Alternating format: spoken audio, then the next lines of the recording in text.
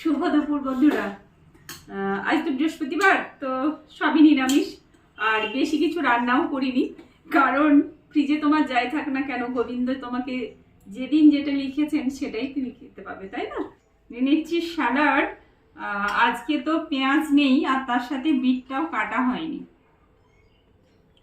তো গাজর আর শসা দিয়ে স্যালাডটা বানিয়েছি।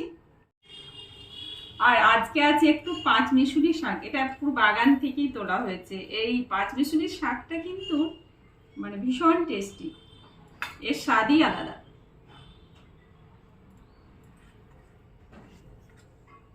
আজকে বানিয়েছি আম ডাল আর একটু দুধ শুক্তো বানিয়েছি, যেটা আমি কাল তোমাদের সাথে শেয়ার করবো রেসিপিটা, তো সেই জন্য ডালটা একটু বেশি ঘন করেছি। এই সেই রেসিপি, এই যে দেখো দুধ শুক্তো বানিয়েছি, এটা খেতে কিন্তু খুবই ভালো হয়। নিরামিষ দিনে তো জাস্ট এটা দিয়ে ভাত খাওয়া হয়ে যাবে, এতটাই টেস্টি হয়।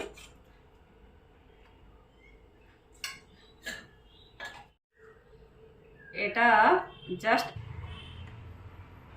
ভীষণই টেস্টি হয়, একটা রেসিপিতেই খাওয়া হয়ে যাবে এরকম, এতটাই টেস্টি হয়।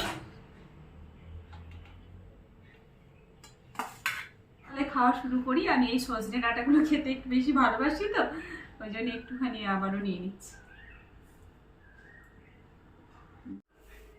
খাওয়া শুরু করলাম। আজকে শরীরটা খুব একটা ভালো নেই, ওই জন্য কথা বলতে ইচ্ছে করছে না। কাল আমার এখানে প্রচন্ড ঝড় বৃষ্টি হয়েছে, তো একটু ঠান্ডা লেগে গেছে এরকম মনে হচ্ছে আর কি। তো চলো খাওয়া শুরু করলাম, তোমরাও খেয়ে নাও। টাটা।